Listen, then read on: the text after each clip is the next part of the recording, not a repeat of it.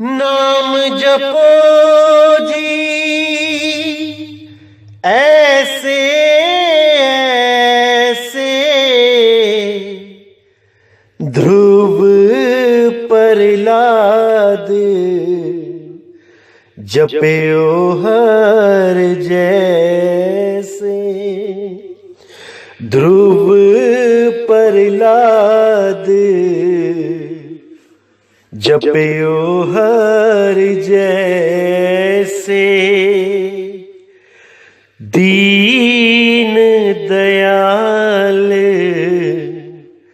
भरोसे तेरे, सब परिवार चढ़ाया बेड़े। सब परिवार चढ़ाया बेड़े। दीन दयाल भरोसे तेरे। दीन दयाल भरोसे तेरे।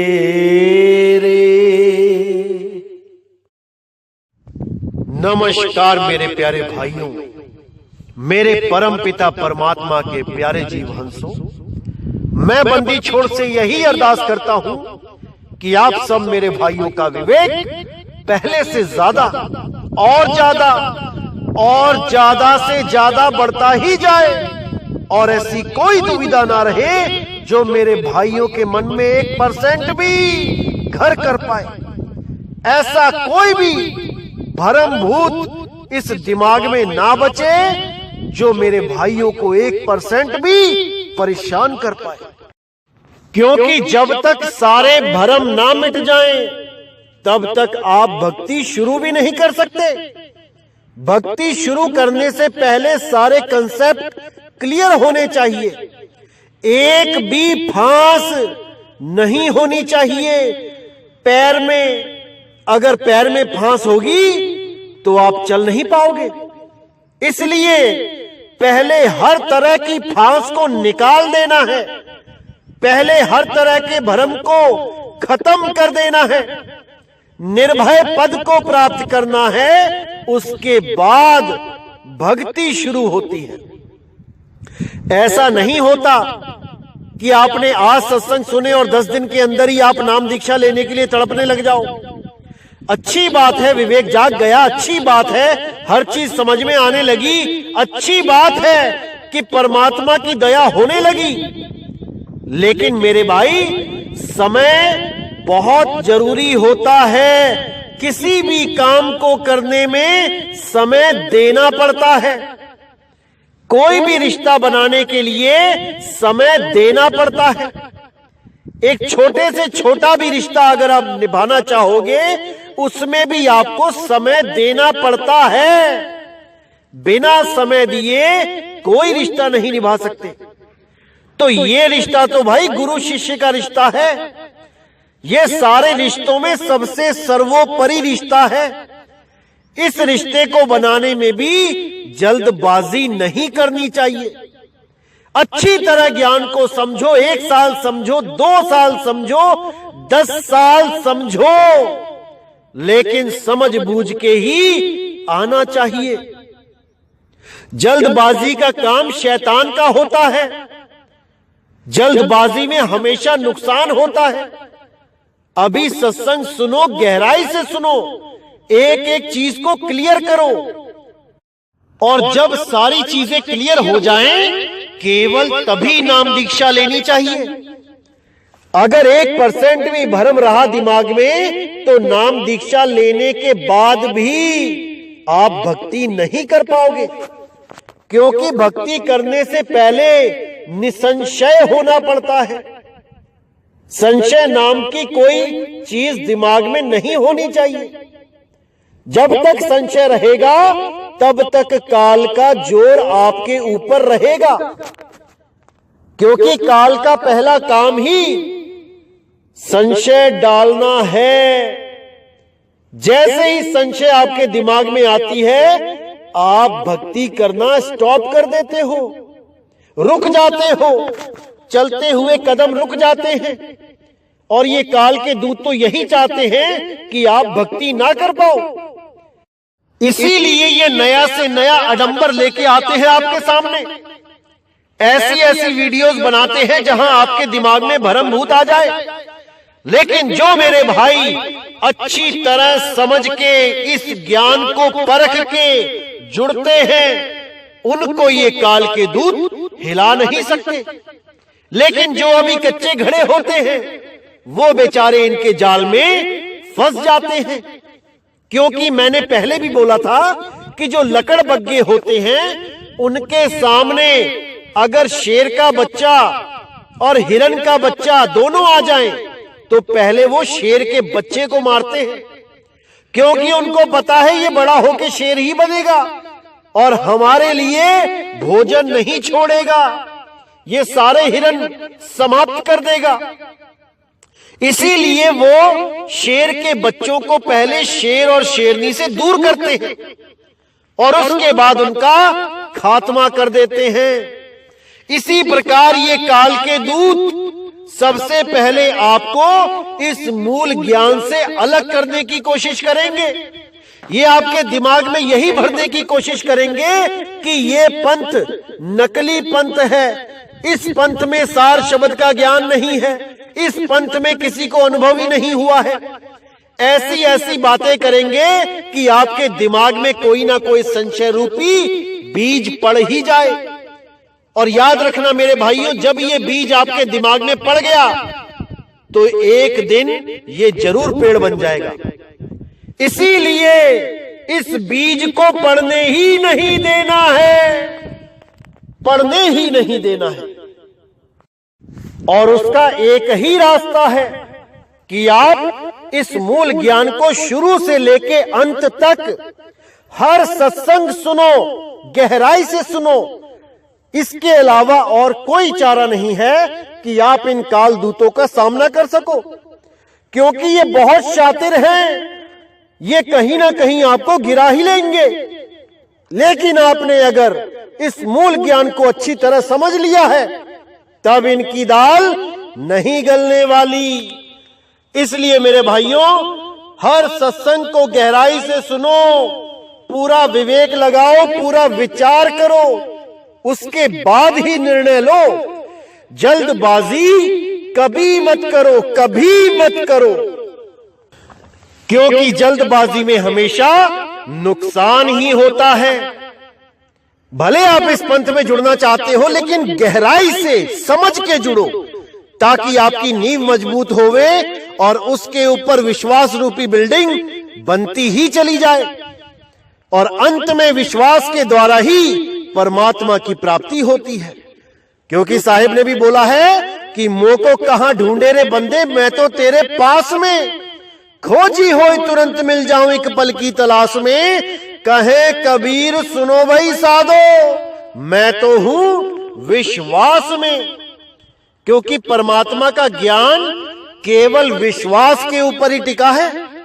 जब आपको वो गुप्त भेद बताया जाता है, तब इसका मतलब ये नहीं होता कि आपको कुछ दिखाई देने लग जाएगा या आपको उसी वक्त कुछ सुनाई देने लग जाएगा। ऐसा नहीं होता। विवेक के द्वारा आपको यह परखना होता है कि जो स्थान बताया गया है, क्या वो सही है या गलत। जो परमात्मा का द्वार बताया जा रहा है, वो सही है या गलत। उसके बाद आपने पूर्ण विश्वास करके उस पे टिक जाना होता है। अपनी सूरत को वहां टिका लेना होता है। क्योंकि सूरत को टिकाने के बाद ही वो सार शब्द प्रकट होता है। वो सार शब्द कोई लेने देने की चीज नहीं है कि गुरुजी आपको कुछ देंगे और आप गुरुजी से कुछ लोगे। ऐसा नहीं है भाई। सार शब्द का मतलब है कि वो शब्द जिसके द्वारा ये ब्रह्मांड चल रहा है, ये संसार चल रहा है, ये सब कुछ चल रहा है। आपका शरीर भी उसी की वजह से चल रहा है। अब जिस चीज की वजह से आपका शरीर चल रहा है, वो चीज आपको कौन दे सकता है? अरे वो तो आपके पास पहले से ही है, बस आपने उसका अनुभव करना है। ऐसा भेदी गुरु मिले जो खुद भी अनुभवी हो और आपको भी अनुभव करवा दे। ऐसा गुरु नहीं चाहिए कि कुछ बोल के पकड़ा दे और हो गया सार शब्द। ऐसे गुरुओं से सावधान रहना चाहिए। अरे कबीर साहब तो कहते हैं, अकह नाम वह कहा ना जाई, अकह नाम गुरु कह कह समझाई। गुरु कह कह के समझाता है उस नाम को, ना कि वो बोल के नाम ही दे देता है। बोल के नाम नहीं दिया जाता, बोल के नाम समझाया जाता है। नाम की महिमा समझाई जाती है, ना कि बोल के सार शब्द दिया जाता है। इसीलिए साहिब ने कहा, जो पहुंचा जानेगा वाही, वो कहन सुनन से न्यारा है। जो उसको समझ लेगा, जो उसको जान लेगा, सुरत के द्वारा उसका अनुभव कर लेगा, केवल वही सार शब्द को पाने का हकदार होगा। जो केवल सार शब्द की बातें करके ही पेट भरते रहते हैं दिन भर, वो सार शब्द को पाने के हकदार नहीं है। उनका जीवन ऐसे ही बीत जाएगा, लेकिन कभी सार शब्द को अनुभव नहीं कर पाएंगे, क्योंकि उन्होंने सार शब्द को चीना ही नहीं। सुरत के द्वारा, वो कानों के द्वारा ही चीनते रहे। इसीलिए मेरे भाइयों, अच्छी तरह समझ लो, ये मूल ज्ञान है। इस ज्ञान को समझने के बाद ही इस जीव की मुक्ति होती है। चारों युगों में ये ज्ञान एक बार इस पूरे ब्रह्मांड में फैलता है, और वही समय आ गया है मेरे भाइयों, समय आ गया है।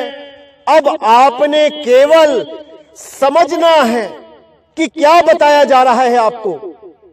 एक एक वाणी पे निर्णय करना है, हर वाणी पर विचार करना है, और एक मत होके सारे विश्व में सत्य नाम का डंका बजाना है, क्योंकि सत्य नाम ही हम सब का पिता है। घासीदास महाराज ने तो उसको सतनाम पिता करके बताया है। जो भी घासीदास महाराज से जुड़े हुए हैं, वो भली भांति जानते हैं कि सतनाम पिता कौन है, लेकिन वो ये नहीं जानते कि सतनाम पिता का स्वरूप क्या है, उसको प्राप्त कैसे किया जाए। सतनाम को तो पिता वो बोलते ही हैं, लेकिन उस पिता को प्राप्त कैसे करें, बस इस पे थोड़ा सा विचार करने की जरूरत है। सतनाम पिता कहीं दूर नहीं है। तो ऐसे ही बहुत संतों ने सतनाम की महिमा गाई है, और सतनाम ही सारे ब्रह्मांड का कुल मालिक है। इसी को बाबा नानक ने सतनाम वाहे गुरु बोला है, कि वो सबका गुरु है, वो जगत गुरु है। इंसानी चोले का एक ही मकसद है कि उस सतनाम पिता को प्राप्त करना। अगर इस जीवन में सतनाम नहीं मिला, तो मेरे भाई जैसे आए हो वैसे ही चले जाओगे। इसीलिए बार बार मैं यही बात करता हूं कि कुछ भी करो, लेकिन इस मनुष्य चोले को बर्बाद मत होने दो। अरे शुरुआत कहीं से भी करो, कोई भी गुरु धारण करो, शुरुआत करो तो सही। परमात्मा की दया होगी तो आगे से आगे रास्ता मिलता चला जाएगा, और कभी ना कभी सतगुरु तुम्हारे जीवन में दस्तक दे ही देंगे। कहीं तो शुरुआत करो, किसी को तो गुरु धारण करो। मेरे भाइयों, अति आवश्यक है जीवन में गुरु को धारण करना, क्योंकि जिसका कोई गुरु नहीं होता, उसका जीवन शुरू नहीं होता। बिना गुरु के अनाड़ी ही रह जाओगे।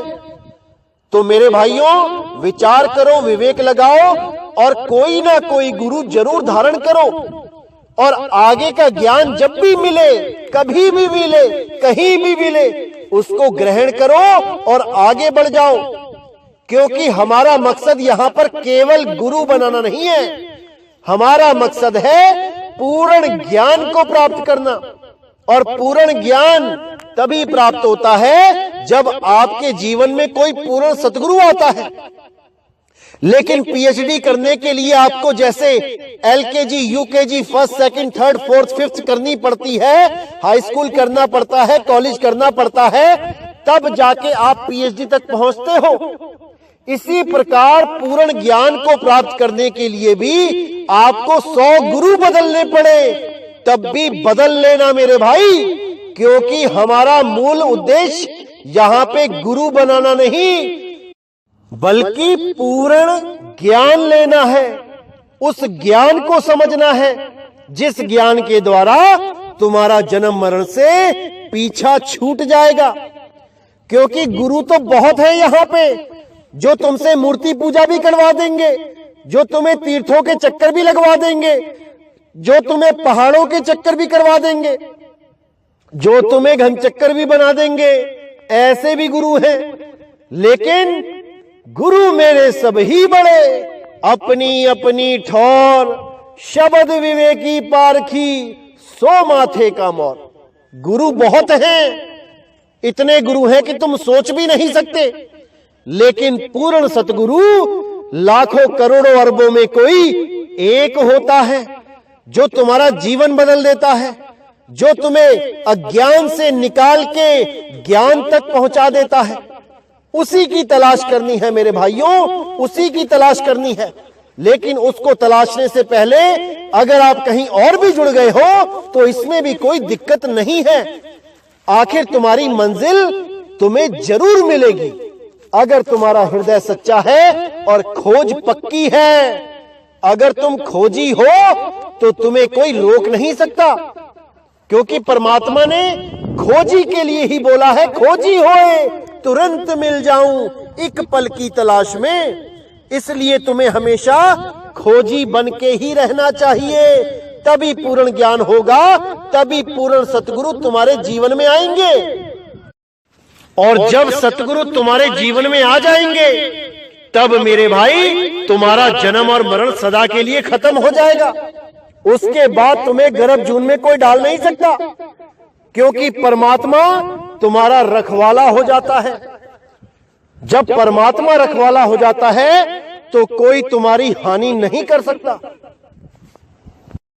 इसीलिए मेरे भाइयों, मैं बार बार समझाता हूं, बार बार यही बोलता हूं कि जल्दबाजी नहीं करनी है, सहजता का मार्ग है। यहां पे आके भी सहज ही होना पड़ेगा। बिना सहज हुए परमात्मा नहीं मिल सकता, अपना स्वरूप चीन नहीं पाओगे, क्योंकि बिना सहजता के तुम्हारी सूरत टिकेगी ही नहीं। अरे सूरत फंसी संसार में, तासे पर गई दूर, सूरत बांध स्थिर करो, आठों पहर हुजूर।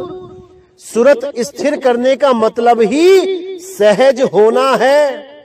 कुछ भी होता है होने दो, कोई गलत बोल रहा है बोलने दो, कोई कुछ कर रहा है करने दो। तुम अपने ज्ञान में मगन रहो, अपने ध्यान में मगन रहो।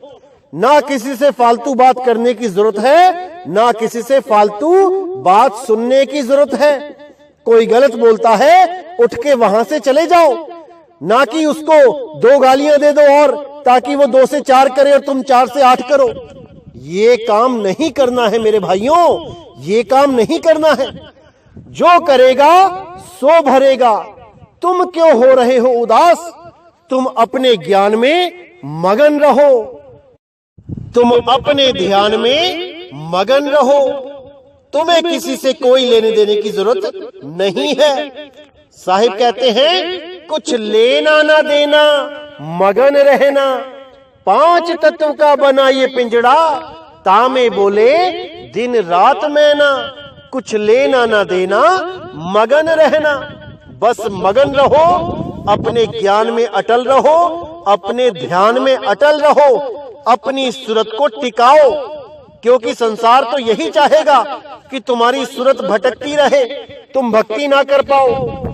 क्योंकि काल के दूत यही करते ही आए हैं आज तक। तुम्हारी सूरत को भटकाने के लिए बहुत से जंजाल बुनते ही आए हैं, लेकिन तुमने अपनी सूरत को टिकाना है, भरमाना नहीं है।